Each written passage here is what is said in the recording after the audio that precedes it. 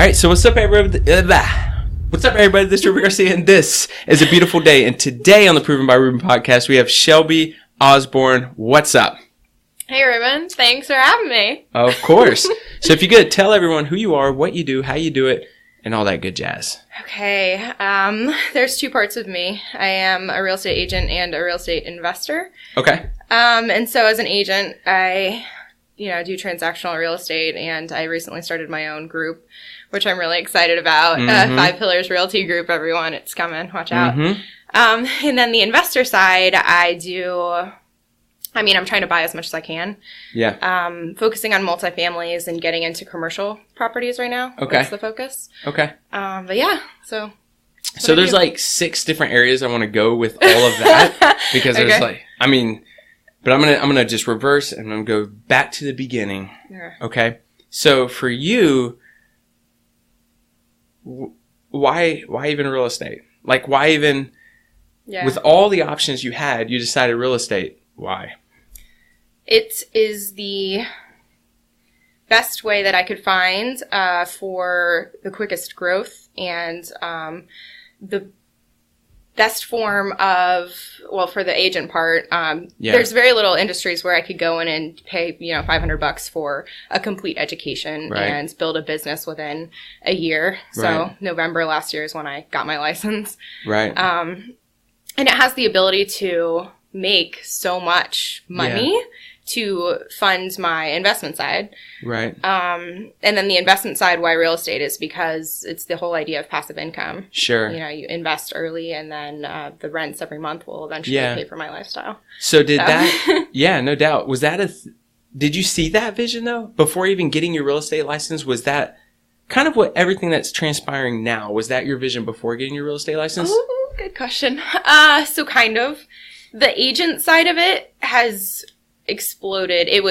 This was not my vision. Yeah. I was in the Army before for 6 years and had a lot of responsibility of, people above me and below me, people who I was directly responsible for. And I loved the idea of being an agent because I didn't have responsibility to other people within my organization. It was like, what I do is what I get, that sort of thing, which is great. And suddenly I'm starting a group, going back to having... There's reasons, and we'll go into that. So that has come a long way.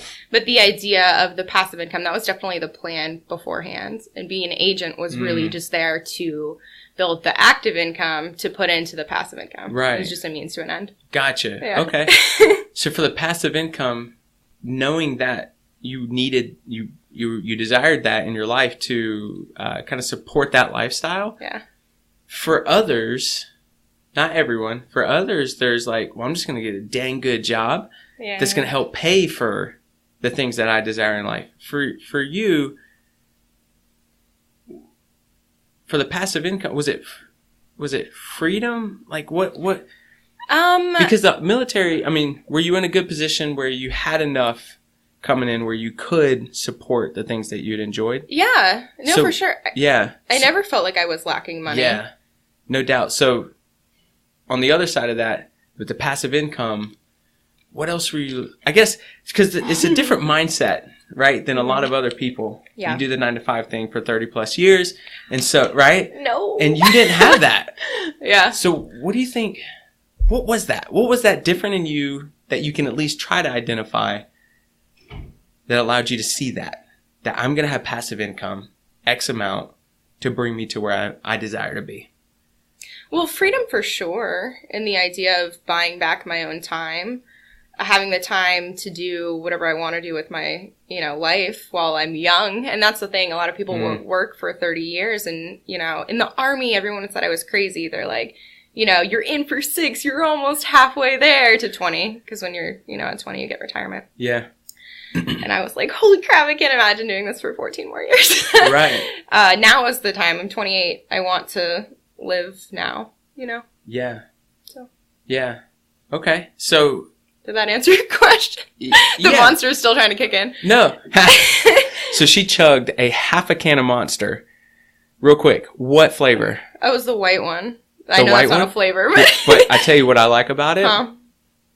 Is it the kind that has the bumps on the outside? Oh, yeah. That's sick. To me, like, I'm like, that is such a great way to separate yourself from the competition. Mm-hmm. And they went a little bit different to the feel of it. Not so much, I mean, the taste, of course, but like, it was a different element. Yeah. So I'll say on that side.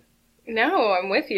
Clearly it worked. Clearly it works. I get this thing pretty healthy in the rest of my lifestyle, but I can't stop the monsters. Yeah. I don't know what it is. Yeah. So what do you tell that person who maybe it's not military, maybe they are in a career though, right? One that people say, dude, keep at it. Pension's going to be amazing. Oh, and they're 6-7 years in and they have friends saying, hey, listen, dude, only halfway. You're almost halfway, dude. Like, keep going. But they have this like burning desire for something else and they understand and know and feel this isn't my track. Well, what do you tell that person?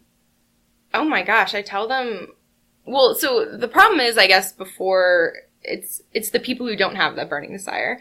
And I feel like a lot of people will just work the 9 to 5 and be content and never even think or realize that there's different opportunities out there. Yeah. So step 1 is like read, for sure. Reading has opened my eyes to, you know, different lifestyles and the potential that's out there. Yeah. And then also listening to like podcasts and audiobooks and stuff like that has really helped.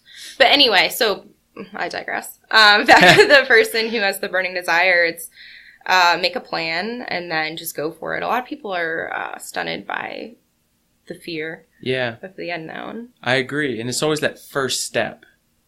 I mean, even if they, like you said, they have that desire, even if they build that plan, even if they get stuck in that busy, right? And like that plan looks amazing. They get to sell that plan that looks so good. Yeah.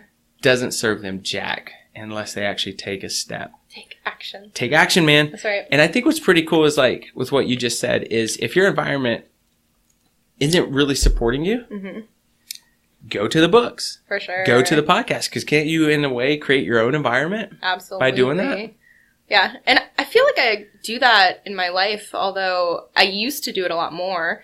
Now it seems that there's just people coming out of the woodwork who are like-minded, and I just suddenly have so many more opportunities to be around people. Why do you think that is? Because like-minded people are attracted to the same ideas, the same passion, vision, motivation, that sort of thing. Yeah. So, I mean, for me, I want to be around people who think big and are, driven to go places, and I think that that's the flip side too. Yeah. Is that I'm really driven. Yeah. I want to go places. I'm going places, Yep. So. And there's actually a certain place that we'll be going to in Miami that we'll be bringing up here. So I know. Stoked. So excited. I know. Like. I know. On top of a monster? Dude, you better like not collapse in here. But yeah, so getting into real estate, testing your mindset, having the vision of the freedom of the passive income, having the real estate license to fund the investment side of the business. Now let's just kind of like, we're still rewinding a little bit. Just got your license. How did that feel? What were some of the weight that you felt? Like, talk to us about that when you first got your license. Knowing that you wanted to accomplish all of that, boom, you got the license. How'd you feel? What's next? Well, so I feel like I'm maybe a little different than most in what a natural feeling would be. Probably a lot of, scared or unsure, that sort of thing. And I definitely had that. There were times I remember back in January, February, I literally came in this office and I cried to you. Yeah. Because I was so, oh my gosh, I have to make this work. And, how do I meet my goals? That sort of thing. But yeah, just getting the license. I always knew that I could do it though. Yeah. It's work. I guess I was a little scared, but I knew that I could do it. You just knew that was step 1 to get to where you needed to go. Yeah. If you would have asked me a year ago, I wouldn't have been this confident about it. But like deep down, I knew that I could, Yeah. So what happened in your real estate career to where you started to, you always knew it would happen. Mm-hmm. But what started happening in your career where you're like, holy crap, this is really happening and it's happening fast? When did you know that? Or what did that look like?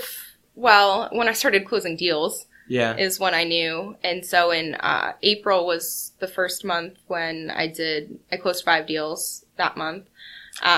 Okay. I just want to do something real quick. When did you really start getting into real estate? The 20th of January, 2018. Okay. Because, my last day in the Army was the 19th of January. Gotcha. Okay. And then when did you start closing your first deal? Well, I closed my first deal in February, and then I did 2 in March and 5 in April. Gotcha. Okay. Just watching that 90-day period, right? Yeah. Like if April was like that chunk of closings, January, February, March, April. That's April. It. There you go. It's that 90-day period. All right, so go ahead. So after the April, I was like, I can do this. Yeah.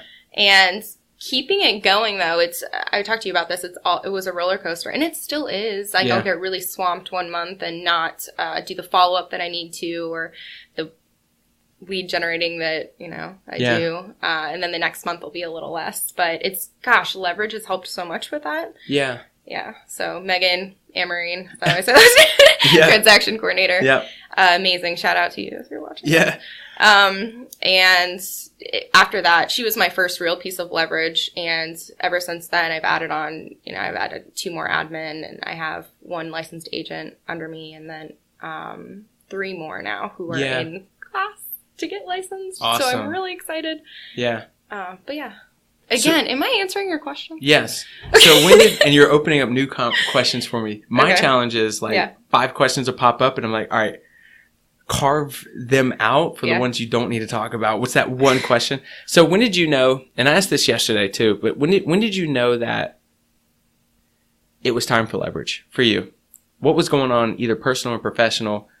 How did you know you started to need leverage in your world? When my customer service declined and my personal life declined. Okay. And it wasn't, my personal life was okay because my boyfriend is really understanding of my goals. He has very similar goals. But what really hit home was when I noticed that I wasn't giving the same level of service that I was back in the spring through early summer as when I hit midsummer going into fall.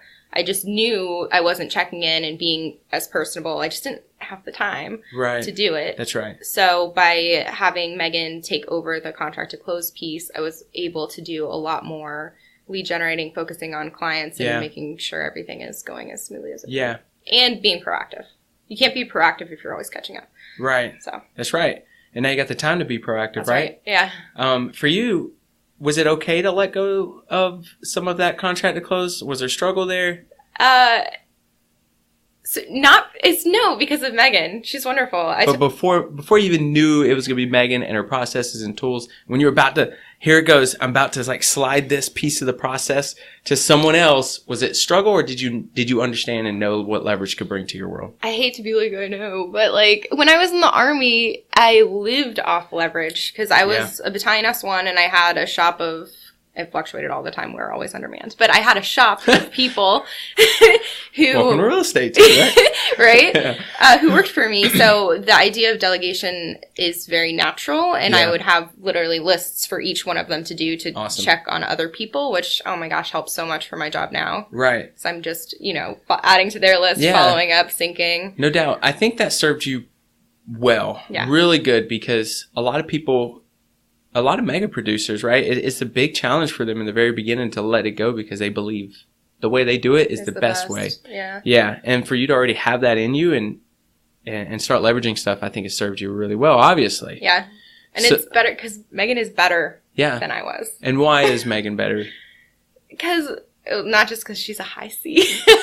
What does that mean, high C? Oh, what God. is that? Check out the Tony Robbins DISC assessment. We talk about it a lot here at Keller Williams. But yeah, so she's very regulatory and by the book and has her checklists. And on top of that, super good with interpersonal stuff, like cheery and positive. And no doubt. She's perfect for it. Yeah, I love her, man. Yeah.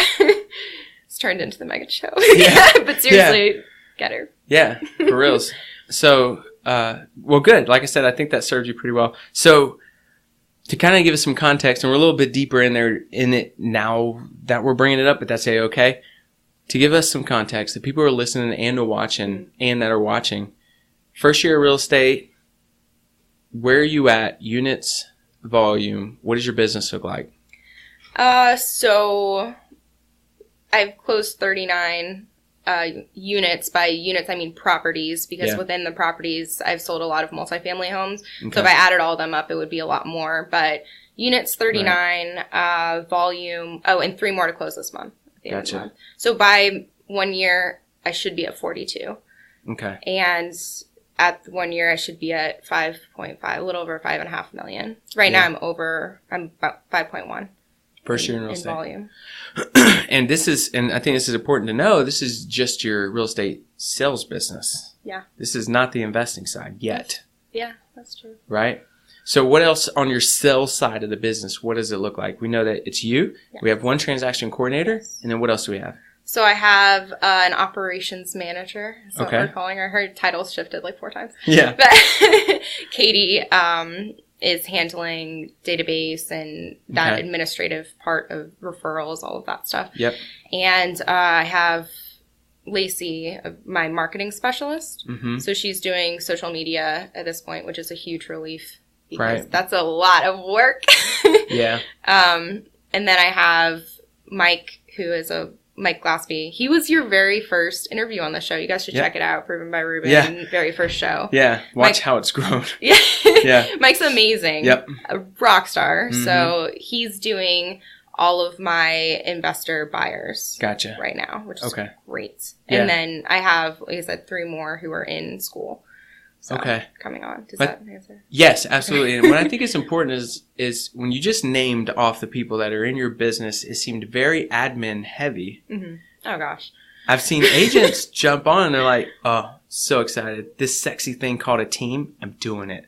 Buyer's agent, buyer's agent, buyer's agent. You know, and they bring in all these salespeople without touching the admin. For you really got heavy on the admin. Why is that important to you? Well, thank you for slowing me down because I was one of those agents just a month and a half ago. Yeah. But yeah, it's so important because if you don't have the admin in place, how are you going to facilitate your agents? It'd be reverse if you have the agents and you don't have any admin. Like, what value are you providing to them? Yeah, that's right. You know? It's all about the value. 100%. And say that you went, buyer's agent, buyer's agent, buyer's agent. Who's doing all the paperwork? Who's doing the marketing? Who's doing the listing coordinating? Who's doing the transaction coordinating if all you did was bring on agents? Well, if their job is just then me. Yeah. And is that a world that you want to be in? No. Heck no.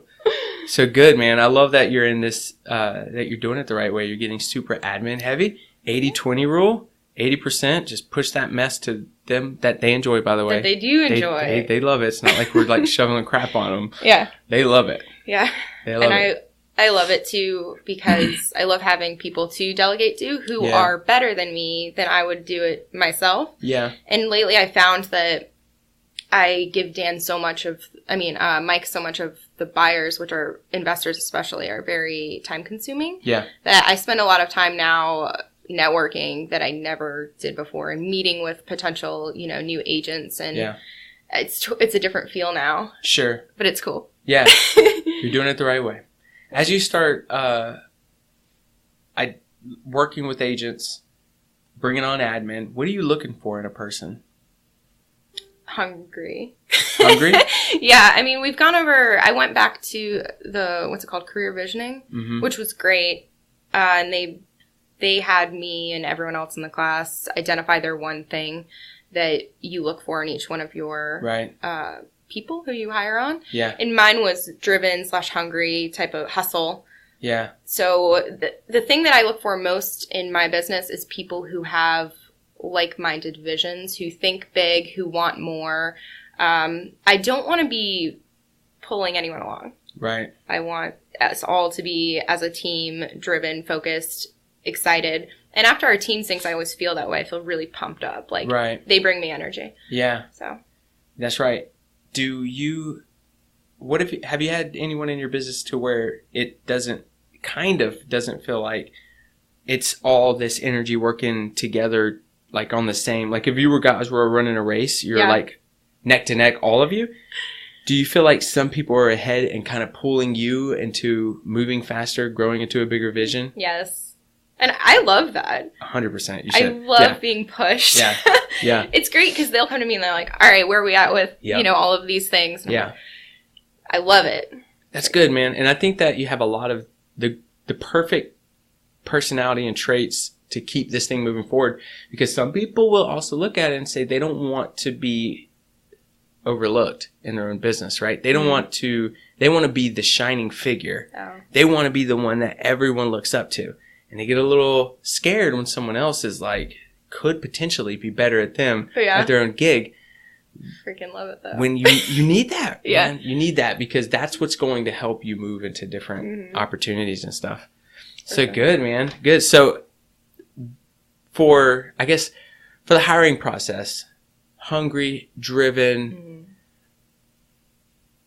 would you, if anybody sat next to you and through the conversation or however that looks like for you to kind of pull out to see if they're hungry or not? Yeah. What does that look like, basically? How do you know? Like, are there certain questions you ask? Did you just get a feeling? So far, it's been completely a feeling. And I've talked to a lot of people recently, and I'll ask the same sort of questions. Usually, it's very open-ended in the beginning, like, why are you interested in real estate? You know? Why me? Why are you even here? Yeah. Yeah. Like, oh, God. Yeah, but somehow it works out. But, and then I ask about goals. And usually people who are hungry, they know their goals. Or if they don't, they know that they want more, and they just need someone to help, fine-tune them. So that way we can put in a specific measurements in order for them to get to those goals. Right. And it's like totally a fire in the eyes, though. And energy is a big thing. And this may all sound bogus, but like if you leave somewhere feeling like pumped about the conversation you just had, it's a strong indicator for me. Right. At least. No, I agree. I was talking to someone who's building a pretty dang big business, and we were kind of identifying what it looks like to kind of like go through the mud a little bit with somebody to figure out if they're a good fit. Mm-hmm. And we were talking about, oh man, it's going to sound so bad. When you call people, what is it called? References. Mm-hmm. And we started talking like, not really. We don't really go deep into references. Yeah. And really the question's not so much either. There's a lot of, I want to feel the energy. Mm-hmm. I want to know that it's a good fit. Yeah. Like you have to, okay. So what if they answered every question perfectly? Their references were like off the hook. Mm-hmm. And when you were in the meeting with them, you just had this low energy, never really had a spark. That's not going to work. Right. I'm sorry. As agrees. Yeah. I agree. Cool, man. Good. Thank you so much for going deep on that. Yeah, you're welcome. Because I feel like there may be some people that are struggling that they could pull from that and kind of use you as inspiration on why they should stick to their dang standard. Thanks, Ruben. You're welcome. Thanks, Coach. You're welcome. All right, so there's the sell side. Where do you think the sell, and we'll end on the sell side portion, but where do you think the sell side piece is going for you? 2019. We're in November 2018. 2019. If we were to fast forward 12 months from now, where is your business? On the sell side, not the investing yet. So I think our goals will continue to change as we add more people onto the team. Sure. But right now, we want to net $300,000 as a business, and we want to do, gosh, I should have looked at these numbers before I came, but I think it was $22 million in volume. Is that right? And then, and 200 units. Yeah. So I think that's a good first year goal. Yeah. Yeah. It's pretty good. And we're going to, reassess, like all of us have one-on-one syncs weekly, and then we have our team sync and do our quarterly counseling. So I know that sounds totally army, but that's where you get it from, where you look at where where you're at, where your goals are for the year. Are you on track? That sort of thing. Yeah. And weekly numbers too. But yeah. Is that a quarterly thing that you do or a monthly thing? The counselings, I hate that word, but that's going to be quarterly. Granted, we're like a month old, so we just did our initial in the first quarter. You're having the conversation. That's all that counts, because it sounds like you're surrounding yourself with people who are going to hold you accountable to that. For sure, right? They won't let me slack. No, it's so good. Awesome. Okay, so as you get closer to that, do you see a dynamic in the future, 2, 3, 4, 5 years? I'm not sure what that looks like, maybe. But do you see that you may be allowing someone else to run the sales business while you build something different? That's the plan. That's the plan, Stan? What? It's like you already, yeah. I think as of now, again, goals change all the time, but in 4 years, that's what Kent, I don't want to screw up his name. Kent Temple? Yes. Oh, thank you. He said he did it in 4 years, and I was like, I can do it in 4 years. Mm-hmm. I want to build the business to a point where it, you know, the level 7 for millionaire real estate agent, all that stuff, and eventually step away and focus more on educating at some point, you know, being more present in conferences, going around, talking to people, and the investment side of the business as well. Right. I don't think I'll ever be able to completely step away. I think I'd be really bored. Do. Yeah. For reals. Yeah. Especially even on the sales side. I think that there's still metrics they're going to have to shoot off to you every once in a while. I don't know if you're 100% ever going to be out of the sales business. Yeah. You know, it's still your baby. It's okay. 100%. Yeah. As long as you have like an empire builder killing it and just sending you a few metrics, good to go. We're impacting a lot of people's lives, right? I love that you said empire because it's all about the empires within the empires too. Did I hear that from you? Who did I hear that from? If you like it and enjoy it, I'm just going to say you heard it from me. Okay. Okay? I'm just going to take that one. I love that idea of creating the vision big enough, like your empire, that other empires can grow within it. 100%. That, you know. Well, that's the point. I love it. Because if you're doing it for yourself, you can never grow a vision large enough. Right. Ever. It's the other empires that are being built in your empire that push you to build a big enough empire to hold those empires. Yeah. It's always and forever bigger than you. Yeah. Man, where was I going with that? You got me on like a hoorah thing. Sorry. It's all good. We always do this. I know. Sell side of the business, leaving it. Yeah. Okay. What are some of the things that you're nervous about leaving a level 7 team, basically where you put a CEO in charge to run the business? Or what are some things you're nervous about? I feel like that's down the road to a point where I haven't really thought it through yet about what I'm nervous about. Yeah. And I think I'll feel comfortable if I have the right people in place. It's all about the right talent. And that's what I think David Osborne spends like 30% of his time. He has a ton of businesses, but he spends, I think 30% or it somewhere is just purely talent searching. Mm-hmm. Because what you need for a successful business is the right talent to grow it, own it, you know, all of that. Yeah. Ownership. That's another big thing on my list of what I look for. Is for them to have ownership. Your G-Hop. G-Hop? You want to tell them? No? Do they already know? No. Oh. Sign up to coaching. You'll get it. No, okay, sorry. No, I'm messing. But and I get it 100% with finding talent, and great that he's spending 30% of his time. We know that talent will make it no matter what the shift looks like, That's matter what the market looks like. Yeah. Okay, challenge accepted. I'm about to crush it, right? Like, that's why talent's so dang important to you. Is there anything that makes you nervous, though, about it? Oh, right now? And if not, totally cool. I mean, right now, no. Good. I'm sure when the time comes, there will be, but I'm totally confident. I'm just, I don't worry. Nothing wrong with that. Yeah, seriously, nothing wrong with that. Love it. All right, so got a pretty good understanding of where you're at now in your business and where you're going. In the investing side. Gosh. Now, I know that you and I were talking a little bit in the beginning, and one of the things that attracted you to this business first was the passive income thing, the freedom thing. That money's just going to show up. Totally. Right? Yeah. What put that first thought in your mind? If you can even go, I don't know, high school, middle school. When did you first get the idea of passive income? When did that even happen? It happened in the spring of 2017. Dang, wow, I love it. Okay. What? Dang, because it was like specific. Not very. Well, I remember having this. Matthew Horn, my boyfriend, is the one who got me into the whole real estate even idea. I was like, that's boring. I'll never do that. And then we just started reading books and listening to stuff. Does he hit you with the "told you so"? Oh gosh, all the time. Yes. He's like, you wouldn't even be in this industry without me. I'm like, all right, whatever. Woo, I love it. But it's true. Yeah. And he got me into Grant Cardone all the way back then. Yeah. Which is a year ago. This thing moves quick though, right? It moves so fast. It moves so fast.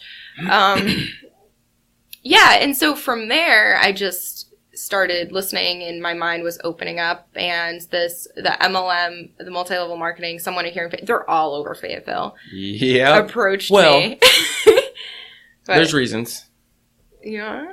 Well, my guess is that there's a lot of people who are being supported at the house, right? And so they get bored. Mm-hmm. They're like, now listen, here's the thing. No doubt about it, it is a job to be at the house with a kid. Oh, yeah. Oh, my God. Can't even imagine. No, that is a real thing. But even that, some people crush it at that, and they're like, okay, so what's next? Right. And MLM? Yeah. Is the acronym for it? Is, I think, is a natural thing to look at next. That's why. That makes sense. Just my idea about it. Yeah. Well, they actually approached Matthew, and then he was like, we should go and check this thing out. What was it? To see it. You want one? No thanks, I'm good. What's it called? It's the really common one. Amway. Oh, gotcha. Yeah.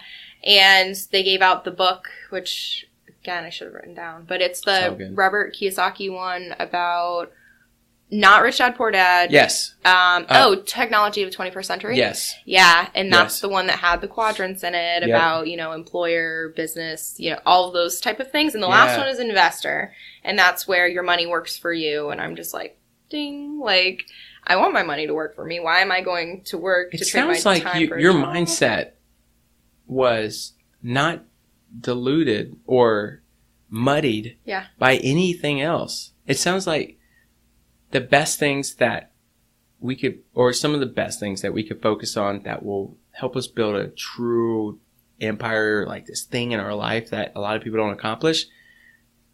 It doesn't sound like someone beat that. I don't know. For you, it sounds like as soon as you read it, it was the first time. And so you didn't know to say no and you didn't know to say yes. It just seemed great. And you were like, okay, I'm going to do Exactly. Man, that's awesome. I literally went into my S1 shop the next day and like got on the dry erase board and was like drawing the quadrant. And I was like, guys, look, we are here. We want to be here. What'd they say? They all look at me like I'm crazy. They're like 18, 19-year-olds. Like, we just want to, jump out of airplanes. And I'm like, all right, whatever. They're great though. But yeah, so it clicked then, and it took me, from spring until I bought my first investment property was in November of 2017. Intentional investment. I bought a condo back in 2013 when I was a second lieutenant in Fort Lewis, Washington with a VA loan just to live in because I didn't want to pay someone else's mortgage. My dad gave me that tip. Oh, okay. And then I started renting it out, and it did cash flow without me doing any analysis beforehand. So I was really lucky on that one. Yeah. And so, from spring when the light bulb went off to that fall when November I got my license, I closed on my first deal, and I was like, this is it. So 6 months, and I was balls to the wall. Yeah. Let's go. Yeah, no doubt. Wow. Okay. So, wow, it's pretty cool. I guess I'm just looking at as soon as you knew about it, it sounds like it wasn't too long after it was action. Well, I'm very like that. If I'm a high D on the disc. Yeah. I'll make a decision and I will just sprint with it. Yeah. And not look back. Yeah. And I try not to make bad decisions, of course. Like. Huh. No, and I didn't mean that for you. Yeah. I did not mean, it's just, I've had this similar conversation with someone that it's funny because what would you say to someone who says, hey, listen, just slow down. Okay, not me. Someone else who says, before me, someone that said, don't, you're moving too quick. What, right? I'm like, no, I'm moving too slow. Right. Well, for me. Yes. And I was just talking to someone about this yesterday, and I think that's a very limited few, or like not many people who think and act that way. Because are you willing to leave a mess behind you as long as you're taking action towards what you want to accomplish? Knowing that the mess it'll get fixed. It'll get fixed. It'll all buff out. Yeah. Yeah. Yeah, I'm all about action because you can overanalyze everything. You'll just sit and think and rerun numbers. I think about buying properties and stuff. Yeah. At the end of the day, the only way you get closer to your goals is by taking action. Yeah. How else are you going to do it? I agree. And if you make a mistake, then it was a learning experience. Hopefully it didn't cost you too much. Yeah. And you move on. You don't do it again. Tell someone else not to make the same mistake. Well, and you'll be okay. And you write off the cost of your investing, there you right? Go. Like, just write it off. But no, yeah. So cool, man. You got the idea of investing. Now you got the a little bit of cash flow from the condo. Mm-hmm. Where? Washington State. Which is very different than Fayetteville's market in the fact that I doubt that. It's appreciated. I bought it in 2013 for $158, and I just had a CMA done on it, and it's worth $220. And that's just okay. I was like, all right. And you're still renting it out? I am. Who's managing it? You? No, it's DuPont. Just another management company? Yeah, right? In Washington. Local. Cool. And they've been fantastic. Awesome. And they're only 8%. Really? Which is low. Not that there is a standard, but generally it's 10%. Yeah. So, and that's pretty cool because in most of these management companies, they have this system that runs algorithms on what the market should be accepting as a rental price in that moment, adjusting to inflation and all that other good jazz. Yeah. Is that what they're running? And you just started seeing how did you know that stuff was appreciating? Did you just see your rental check go up or? No. So it hasn't appreciated that greatly in the rent amounts. I'm talking about property value. Yeah. Yeah. And so I only know that because I have a great friend who's also an agent who's in the Washington area. And gotcha. I was like, because, one of the things too is you balance my cash flow exists, but it's low. Yeah. Whereas the equity is high. And so I was toying with the idea of selling to move a bigger chunk into something that would produce a greater amount of return. Right. But I decided to keep it there. Yeah. I don't want to sell it. Yeah. I love to hold for properties. Sure. And it was what made you want to hold it? Because it sounded like you did start looking at, maybe if I sell this thing, I'm going to have enough capital to buy more. Yeah. So the reason why I didn't is because I discovered that private money is a beautiful thing. And not using your own? Not using your own. Yeah. And so if I have the means to get money from private investors, why not? Yeah. And keep my nice little quickly appreciating condo in Washington that cash flows. Yeah. So. Awesome. So cool. You started to have some money come in there, and then you did your first investment property in November 2017. Like intentional. What does that first investment property look like? Talk to me about why that investment property. Yeah. It was your first intentional one. Walk me through that. Okay. So why is for cash flow, and what better time to start than right now? But I was looking for a multifamily home because of Brandon Turner and Bigger Pockets, biggerpockets.com for anyone. I'm going to be on your podcast next. Going to be on your podcast next. Right.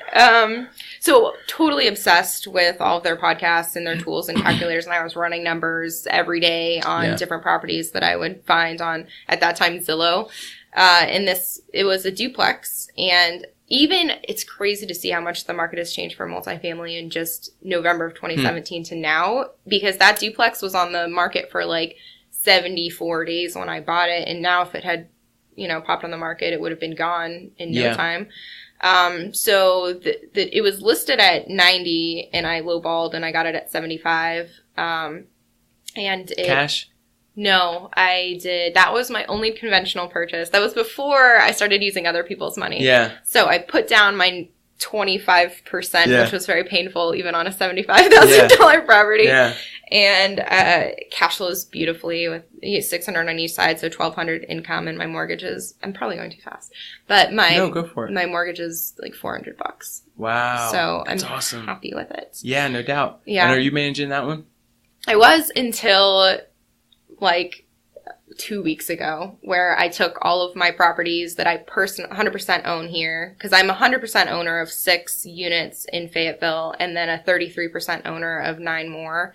But of the ones that I own 100%, 2 weeks ago, I was like, I'm not doing this anymore, particularly because I had 2 texts from tenants who were like, one is like, I'm PCSing, the other one's like, I'm deploying, and I'm like, I'm not finding new tenants again. I'm not dealing with this. Good. So leveraged that off. And they're all managed now. Yeah. Yeah. So. And is that within? And this is my fault. I'm fast forwarding a little bit. Is that managed within the 5 pillars? Not yet. Not yet. But that's one of the empires that will be coming eventually. Gotcha. It's on the list. Makes sense, right? Yeah. That should happen. Oh yeah.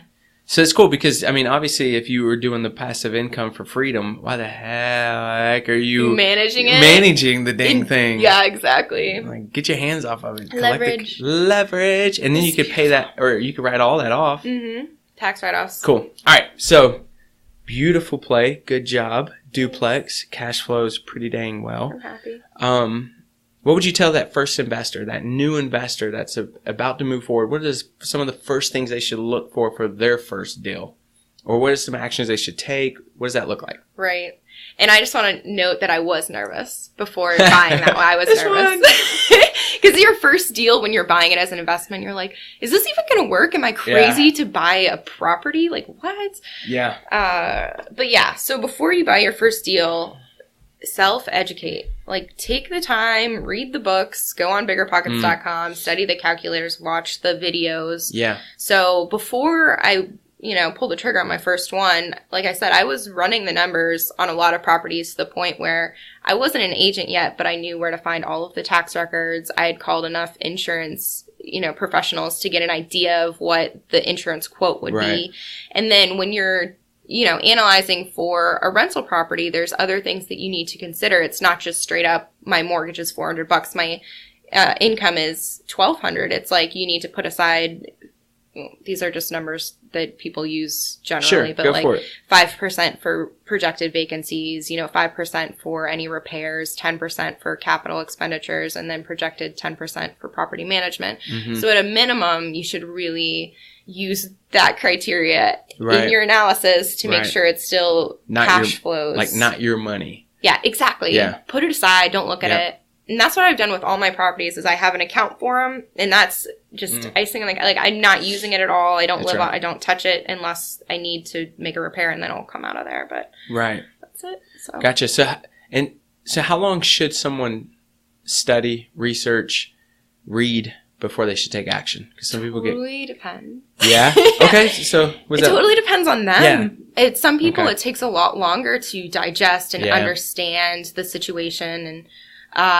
Make sure you have financing lined up beforehand too. That's a interesting situation down the road for me with my first bird deal. We can talk about that later if you want to. But sounds like a cold conversation. You're so good. Yeah. But yeah, so it depends on the person and it depends on their goals too. So like I have very big goals that I want to meet in a very condensed amount of time. Yeah, that makes sense. Therefore, I need to wake up at 4 every day and study my butt off so I know what I'm doing enough so that way I can be smart when I buy my first commercial deal. Just coming. Awesome. Commercial. I don't want to go there yet. Okay. I do want to go there. Yeah. I'm not going to go there just yet. Being mindful of the listeners and viewers. Yeah, sorry. No, you're good. We're going to touch on commercial because I want to know if it's retail or are you talking residential? Are you okay? Apartments. Cool. Grant Cardone. Okay, good. So yeah, and the only reason I'm bringing that up is because I find that a lot of people read the MREA or the Millionaire Real Estate Agent book twice. Ooh. I've read The Investor 3 times. I'm on Bigger Pockets. and then it's like. Oh, cool. So what did this month look like for you? Yeah. Well, nothing yet, but I definitely, and I'm like, it's time to move forward. But I think you're right. And I guess I was looking for an answer of like, I don't know, until you're like 80% comfortable, then move forward. Like, but it does make sense that depending on your goals, because not everyone's wired this way, right? Mm-hmm. Like, so I get it. Yeah, that makes complete sense. Most people are not wired like this. I think it's a terrible idea. Yeah. Why are you doing that? Yeah. And I think one thing that Kent Temple said that I thought was pretty cool, he had a class here called Building a Team of Talent or something like that. Yeah. And there was like 11 people in the class, and we have 152 people in this office. And he was like, you know why, basically he's saying, you know why there's not a lot of people in here, right? And everyone's like, because they're crazy. Why aren't they here? And he was like, because you guys are crazy. All you guys are nuts. No one wants to do what you want to do. Yeah. That's why. And it was like such an aha moment that is such a very small few. That's true. And we're freaking crazy. Mm-hmm. And I thought everyone else was crazy for not being in there. But it hit me. It was like, no, dude, you're freaking crazy. No one wants to do that. Nobody. You're nuts, man. Yeah. So anyways. So where are you at right now on your investing side? How many doors do you have right now? just to be clear, it's not just you. It's Yeah, so I have 7 doors of my own. Okay. And I have 9 more that myself and 2 partners went in together on. Okay. And the commercial deal will be 16. Thank you. You're welcome. I have a calculator. It's good. 16. And then hopefully just didn't write up an official offer, but right now negotiating on 20 doors in one deal. So hoping for the best. Wish me luck. Yeah. So when do you think you might hear something about that one? The 20 door. Well, he called me right before I came in here, and I said I'm about to go in. So no, it's okay. I'm not stressed about it because it's a off-market deal, so it's not even there's competition. Is this the one with the wholesalers? There's like 3 wholesalers. Yeah, in one? you've been talking to Mike. No, Matt. Matt and I were talking. Okay. Okay, cool. Let us know if you get a ding or something and it says do not disturb. Yeah. That's fine. Yeah, okay. My favorite thing, by the way, do not disturb. Yeah? Yeah. And sorry for any clients, I didn't mean it like that. But I just mean that you can't focus on what you need to get done if you're constantly looking at your phone. Yes. You completely lose productivity. Yes. High five. Okay. When I tell people this, I don't think they believe me. My phone, when I was the CEO here at KW Fayetteville and looking at building the wholesaling business and all that good stuff. Yeah. Literally, my phone has been on silent. No buzz, no dings, no nothing for like 2+ years now. Love it. If my calendar is up to par, I know exactly what I need to be doing and who I need to be doing that with. Yeah. That's it. Yeah. And I think you're exactly right. There's a lot of distractions that the world wants to throw at us because the world doesn't know our goals. And so it's not really their fault to jump into our world. They don't know, but we know, right? And if we have the ownership of that, then we have to own that time that we have time blocked. And how the heck do you run a company? Like 2, plus I was doing the sales like referral, but like how do you run all that and your phone's on silent? Oh. You know what I mean? Yeah. For other people, it's just not a concept that they understand or even get. Yeah. But it's totally necessary. Yeah. And they'll understand. Yeah. Well, most people. And they if do. they don't, then... Yeah, right. Exactly. Yep. Most of the time, you could just shoot off which I've done 2 so far, shoot off a text to saying, I'm busy, I'm at this thing, what can I answer? Yeah. And usually they figure it out themselves. Right. You taught me that. Yep. You taught me that. Like, if you just give them, don't reply for a little bit, they'll figure it out. They usually do because Google has everything. A lot of answers. Or they'll hit you with, I need the answer to this, this, and this. And you just text very quickly the answers and everyone's happy. Yeah. All right, going back to your world. Okay. You're at 16 units. Yeah. Which is a little over 1 door a month in your first year of real estate. Oh, I've never thought of it like that. Thanks, Ruben. You're welcome. Which that's a awesome accomplishment. Both obviously being in your first year of real estate and then collecting 1+ door a month. Long way to go, though. Yeah. What do you mean? Goals are big. Yeah. Oh, so, okay.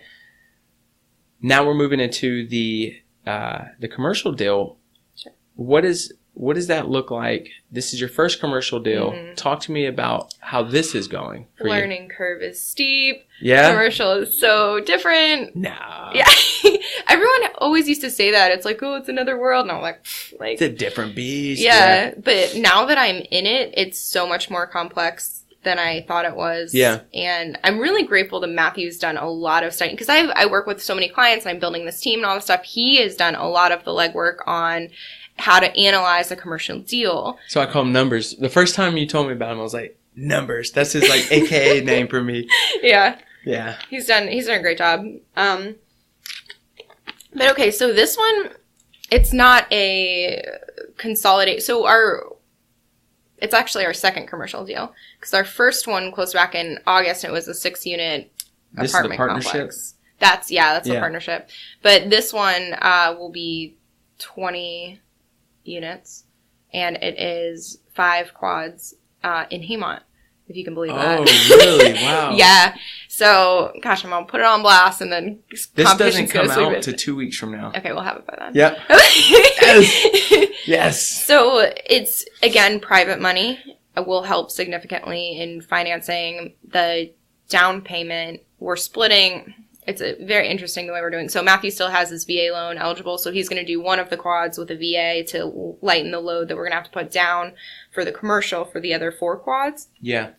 But yeah, they're undervalued, under-rented, poorly. No, I shouldn't say that. The management could be better. Sure. And the financials aren't there, so securing financing is a complete headache. But it has tons of potential, tons of room for value add. Yeah. So really excited. What attracted you to this deal? I love quads. Yeah. First of all, more doors under one roof. Yeah. How could you love that? Exactly. Yeah. And I love Haymont. Yeah. So one of the quads is off by itself, but the other 4 are right there in a little square together. So the idea will be to turn it into a true like apartment area and get, bring in potentially vending machines and have other ways to increase the value and increase the income and potentially the HOI. We'll see. Yeah. But it's just all of those things attracted. And I like that it's off market where you have more room to negotiate. Yeah. I believe. Less competition. Oh, yeah. So. Yeah, there's less of there's kind of a middleman. But there's one middleman that's taken out off these off market deals. Yeah. So what are and it's kind of cool you said the snack machine. What are other cool little things that you could throw into a commercial deal to kind of increase it and bring in a little bit more cash? Well, it's funny you say that. Our 6 unit that we bought back in August, we're putting a laundry facility into it. Yeah. So it had like a room like a big room on the side that had like laundry machines in it, but none of them were operational or anything. So we're getting it all fixed up. And so that's one way to increase the value. And one big way that I see around here to increase the value and lessen the strain on landlords is a lot of these properties that we find, the older ones aren't separately metered. So by separately metering them, the tenants are then responsible for their own electricity, water, that sort of thing. So that's another way that you can put money in up front, but over the long run, it will be beneficial. Do you have a checklist of... All right, you just walked up to Love checklists. Yeah, me too. I was talking to a team earlier, and I was like, okay, so the new hire, they're coming up with new cool things for the team. Okay, so are we making sure we're shoving that into some system? Yeah. It could be duplicatable forever. Right. And for the next talented person to get a hold of it, they'll add more to it. Like, love checklists. For you, when you're moving up to commercial properties and stuff, commercial properties. Mm-hmm.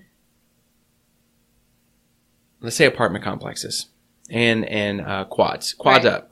Yeah. Quad up. Yeah. That sounded pretty cool. Quad up. All right. You're walking up. Is there a checklist to increase that? Like, do you look up and look around and say, all right, this doesn't have a vending machine. That needs to happen. And once that happens, we'll move to the second step. Do you have something like that? We don't have a checklist like that yet. We do have a checklist of questions like that for listing agents or for wholesalers. Gotcha. That Mike is a magic maker. And so between the two of us, we're creating tons of, we just find we ask the same listing agent, the same questions every time. So why don't we just plug it into somewhere, we copy and paste it and hit send. But it is very much like that. It's like the standard questions of, Yeah. So what if they say no? Like, what if it's yes, pool, no vending machine. Mm-hmm. Yes. No. Yeah. Look. What if it says yes pool, no vending machine, no washer area, like where you can wash your clothes? You still move forward with that deal, correct? Like depends. Really? Sorry. So it has to favorite thing. No. That's fine. When I was in pre-licensing class, we'd ask a ton of questions, and our instructor would say, "Old people panties." And we'd be like, what? He was like, depends. Oh, got it. I was like, oh, this guy's a crazy guy. That's funny. But depends is a thing too, right? Like sometimes it does. If the numbers still work. Right.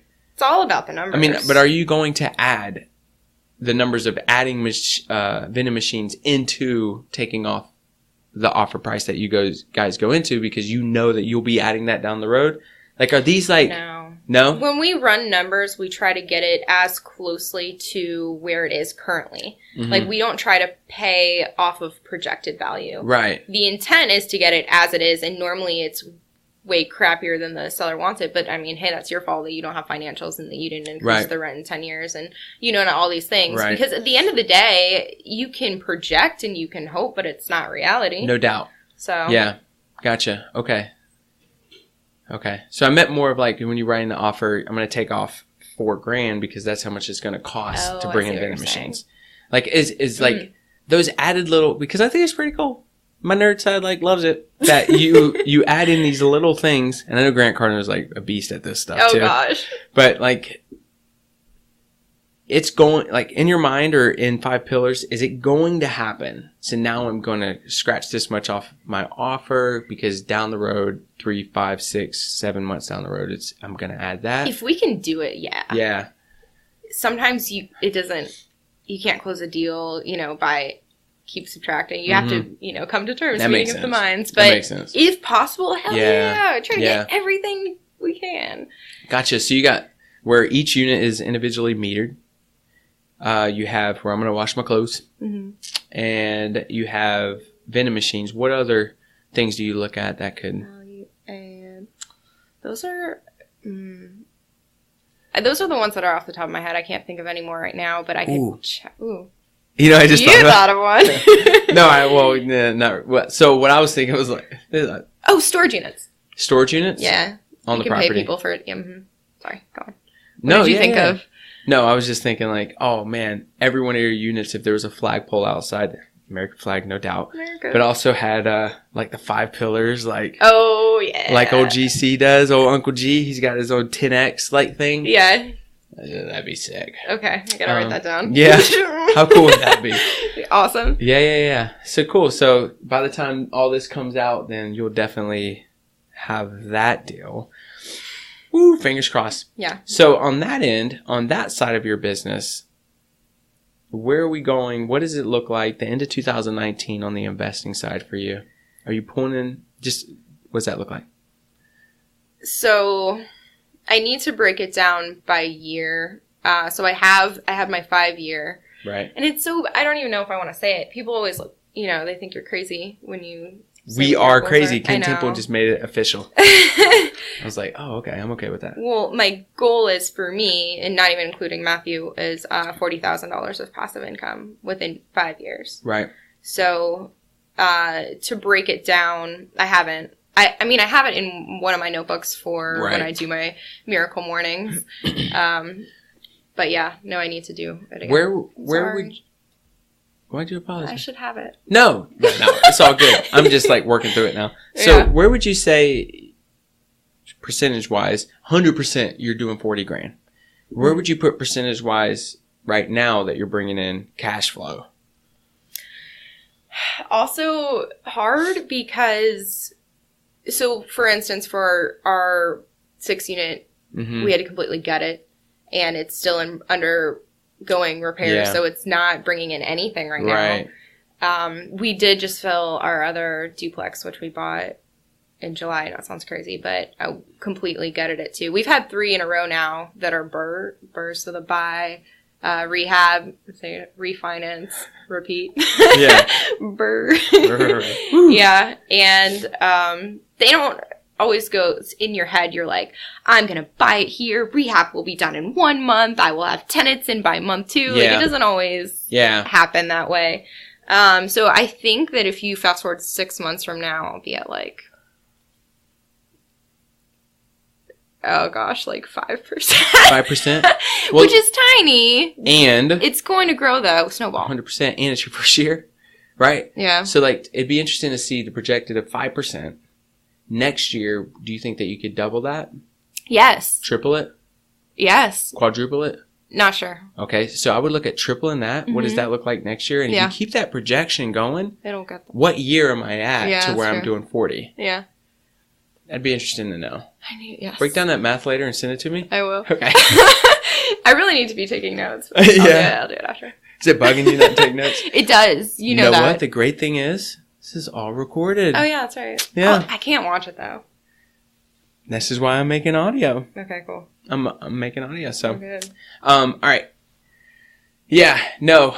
One of my, and it sounds like for you too, a thing that you've done and have changed is started doing affirmations in the morning. Oh my gosh, yes. What has that done?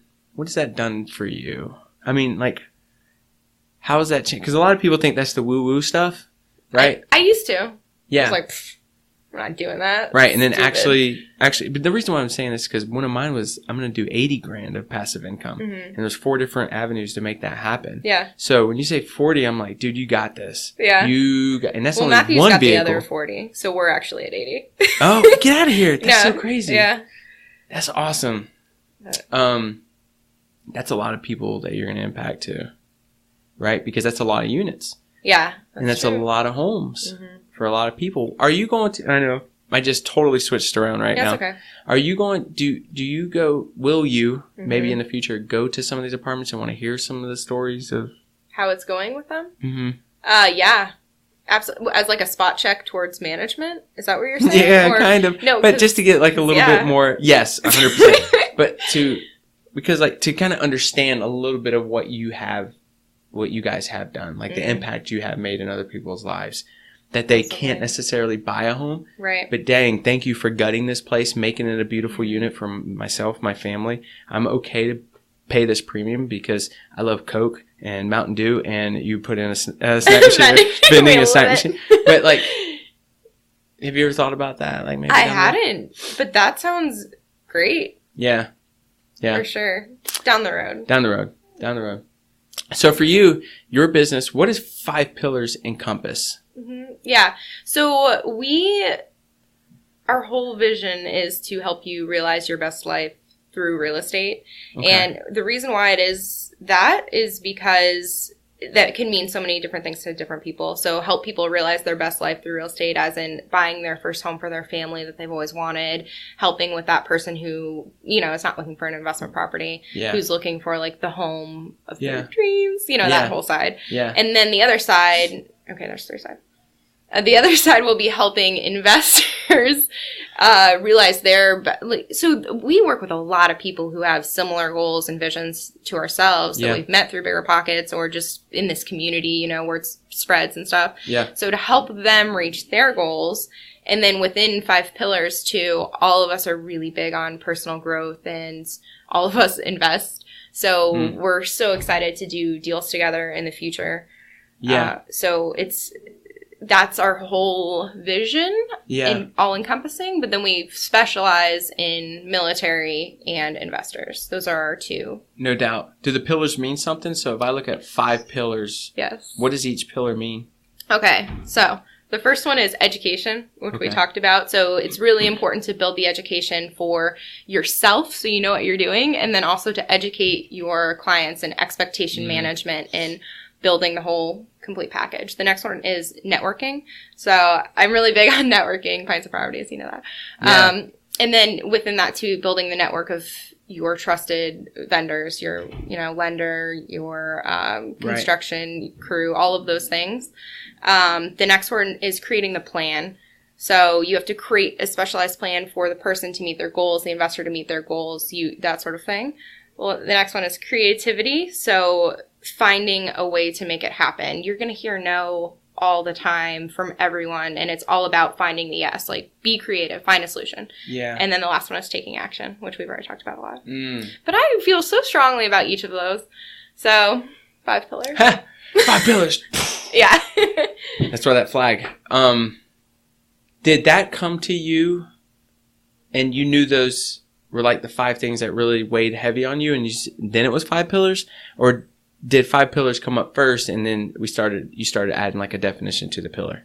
It was kind of okay. So I heard 5 pillars first from Ricardo Flores, contractor out there, who was he's one of the 3 who I own the 9 with. It's Matthew, me, and Ricardo, and we were talking about what should our LLC name, what should we be called, and all these things, and we were wealth builders for a while, but that already had an LLC, so we can use it. And so then he was like, let's do 5 pillars. I was like, what does that mean?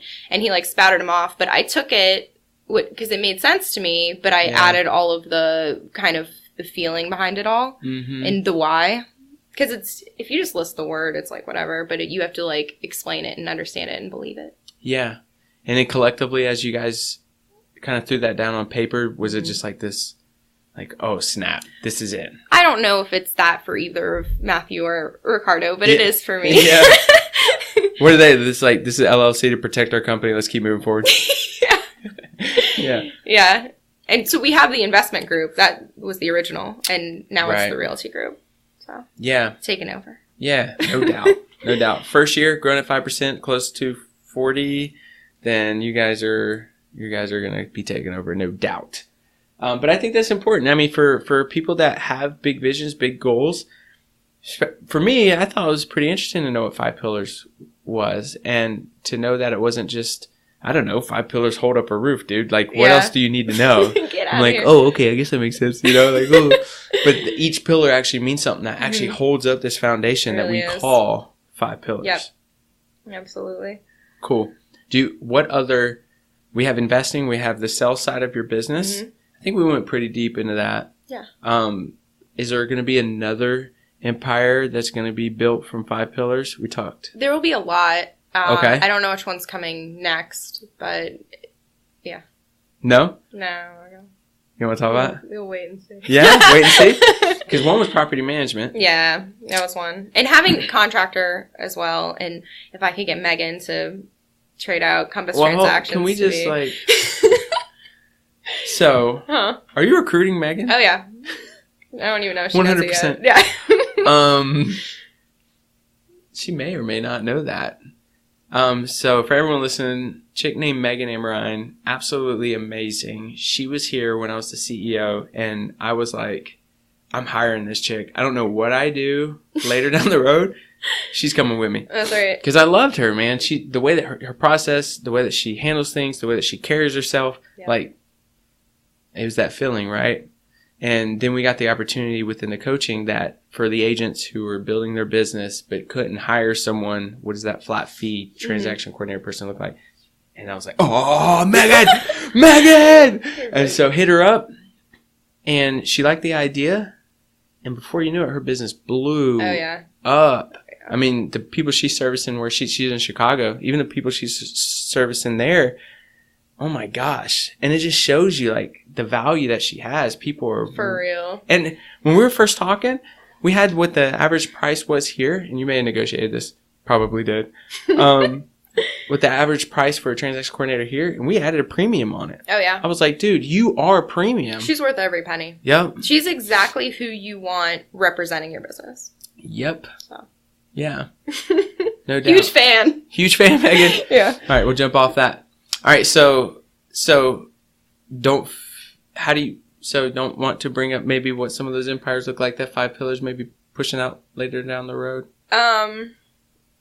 Okay. So, one of them is the turnkey model where we eventually go out to direct mailing and find the people who want to get rid of properties and either, I don't think we'll wholesale them or resale, but take those properties, completely fix them up, and get a tenant in them and sell them off as complete packages that are already managed by our property management company that are literally completely hands-off investors. To build your capital, to grow it. And it's the way to make the money, you know? Yes. I mean, yeah. I mean, I understand what you're saying with holding on to it, but if you're going to do that, then you have to have a lot of money to put into all of those properties. Yeah, like this will be like a churning business. Yeah. Are you going to have a ceiling to where if this cash flows X amount, we're holding on to it? I'm sure everything will be a case by case basis where if it makes a lot of sense, it was a killer deal, then hell yeah, we'll keep it. Yeah. But if it's better to sell, we will. Okay. And that's something that took me a little while to figure out is in the beginning, like I said before, was that I love to hold. And I was like, why would people ever flip? Like, it makes no sense. Right. But if you flip and you can make a ton of money to put into more investments and it's a quicker means especially if you leverage that money. Yeah. to me, there are times where active is more beneficial than always being passive and living off of your, $200 cash flow or whatever it is. Yeah. So. Yeah, that's an interesting idea. And it's for people that don't want to deal with the... Exactly. That the people who don't want to deal with any of it. And would you agree that we're moving into a society where they just want it? 100%. Yep. People don't want to do the work. No. They just want the pretty end state. Mm-hmm. So. Are you going to guarantee a cash flow of X amount of months, years? Probably talk... Or just a projection, this is what this looks like. We're not guaranteed because the market could turn tomorrow. True. I probably won't guarantee anything. That makes sense. Yeah, it'll be like, this is what it is now, and we can project it to be this, but no guarantee. Yeah, that makes sense. All right, I'll leave you alone on that one. Any other things that you have coming down the pipeline that Five Pillars may be pushing out? Man, we're starting a YouTube channel. Good. Yeah. 100%. So what's going to be on the YouTube channel? Oh, gosh, my glass face content.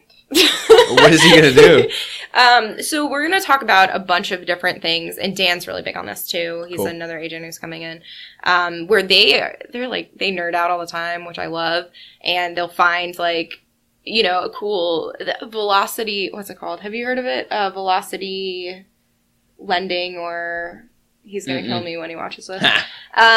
Anyway, basically cool tricks on how to save a ton of money over time, or ways to analyze deals, or, hey, I just found out this, basically like a lessons learned type of thing too. Good. And just, putting out content type of thing. Yes. Very helpful to people who are similar, minded, wanting to grow, that kind of stuff. What a win-win-win-win, right? Yeah. Win for you guys because YouTube hit X amount of views, you get paid. Right. They'll pay for you for the ads that they could throw on there. 2, you're giving back everything you're learning. I love that. And it's the education, right? It's one of your pillars. It is. And it's always cool to watch where you guys started, or even where you're in the mix in. Like, oh my gosh. Rewind. Like, we fast forwarded like 10 years from now, and then you kind of go back to YouTube 10 years ago, and you're like, look at us. Look at us. So it's cool that you get to see all that as well. That's awesome. And it's cool that you have some content creators that want to do that. Oh, too. yeah.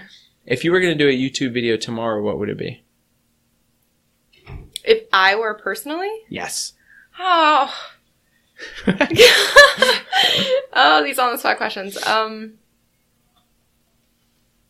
Probably something on mindset and like the importance of mindset, which I feel like may be overdone at this point. But then again, I think that's just because I live in this world when I'm surrounded by the same, the type of content. Right. But I feel like everywhere that I look, it's always talking about mindset. But there's a lot of people out there who don't get that, and it's very beneficial. And that's really the first step. Yeah. Always.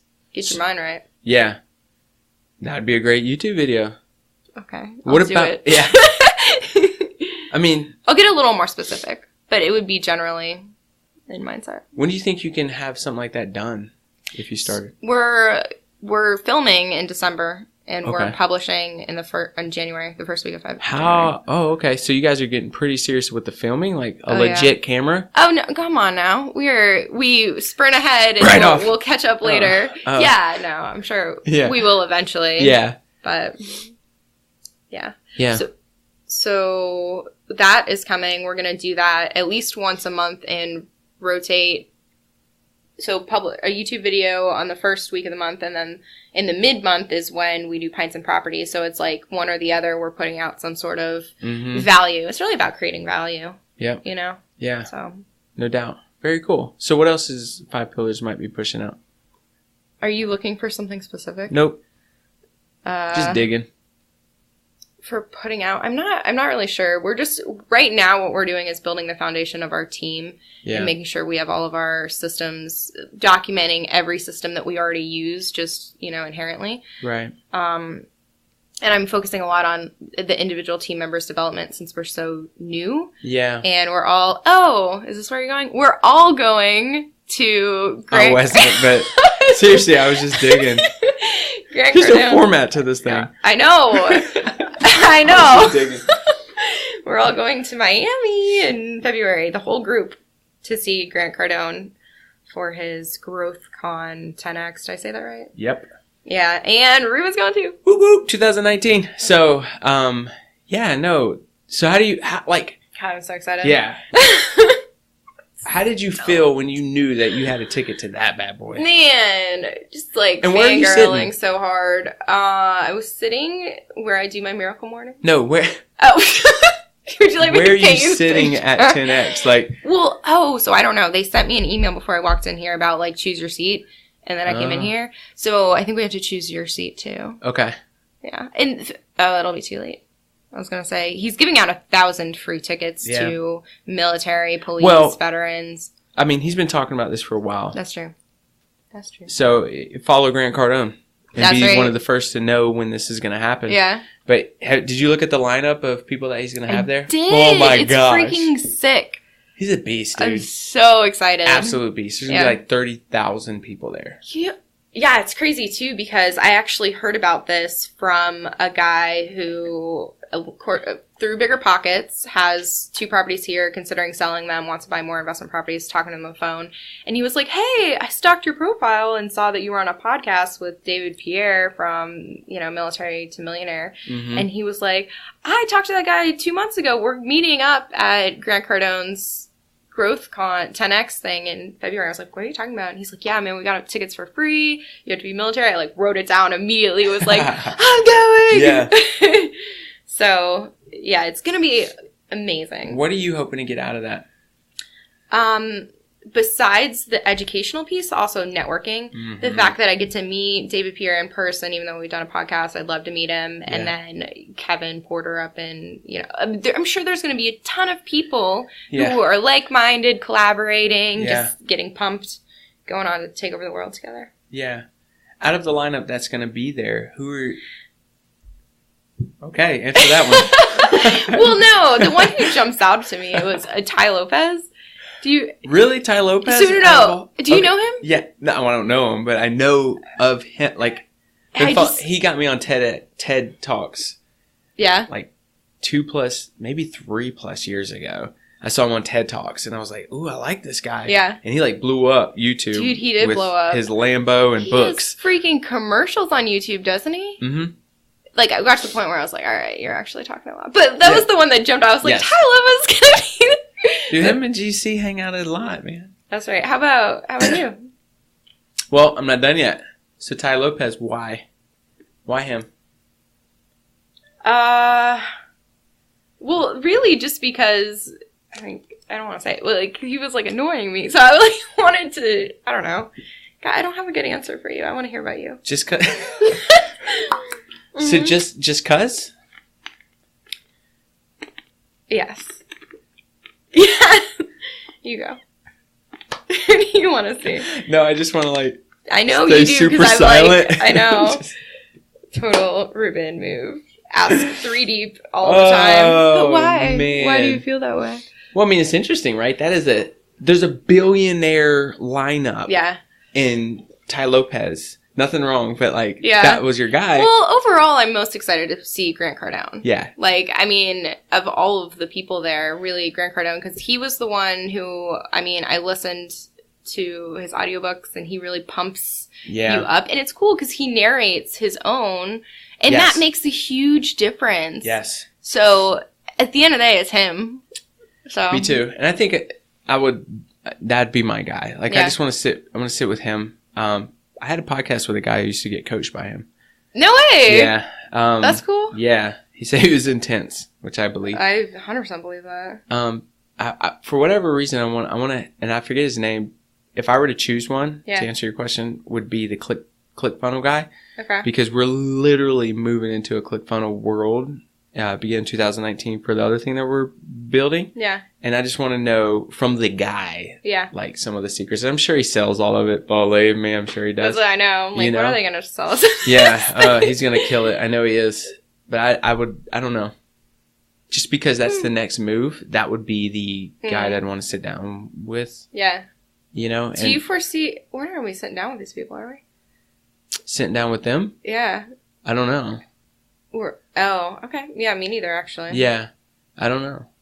I think we could. I think if we talk to the right people there, we definitely could. That's the key. The networking. Yeah. Talking. Yeah. It's going to be interesting. I think that what we accomplish there and the people that we meet is going to directly alter 2019 and beyond. Yep. Like, do you see yourself on that stage? I don't think it's my gig. I could see you doing it. Why? Because you have the personality where people want to go and they listen and they're inspired and yeah. So for you though, why not? Why is it not your gig? Well, I'm not really a big public speaker, first of all, and I can do it if I have to, but I get like nervous, my voice shakes. It's not my comfort zone. I prefer smaller groups or like one-on-one, you know. And why do you like the smaller groups? I feel like I can connect more with them, directly impact them. Yeah. Yeah, I can see that. It feels it just feels more natural than just speaking and when you engage with people, it's easier as well. Yeah. It breaks it up. Yeah. I love me some Q&A. Yeah. Yeah. Clearly. Yeah. Yeah. Duh. Yeah. Yeah. Very cool. Very cool. So, I'm just thinking like, I'm kind of living in that moment. You don't know where we're going to sit. However, it's going to be really no matter. And you kind of shared a little bit of what you're hoping to get out of it. What else? This is a big, because this is going to be a big event. Yeah. And we know networking is going to be huge. Yeah. But what else is like got you fired up to go to this thing? One, I'm stoked your team's going. That is so cool that you're surrounded by like people who want to go to this thing. Yeah. But like, what else is firing you up about this event? Well, it's funny that you mentioned the team thing. The team thing is really pumping me up because I know in particular, one of the people on my team mentioned recently, like, because one of our things this year is we want to go on trips. Like you mentioned before about having the quarterly shadowing someone who doubles your production, all that stuff. Not before on this, before when we were speaking. And everyone on my team likes to travel and likes to broaden their horizons and all that stuff. So I'm just excited to be directly providing that opportunity for them to learn and us to learn together. It'll really strengthen us as a team, I think. Yeah. And I'm so excited about the team too. Yeah. That's, yeah. Go ahead. No. I was just going to go off on a separate team note, but. Well, go there. No. I was no. No, I was just gonna say. I mean, this is how my mindset kind of moves. Like, what a great.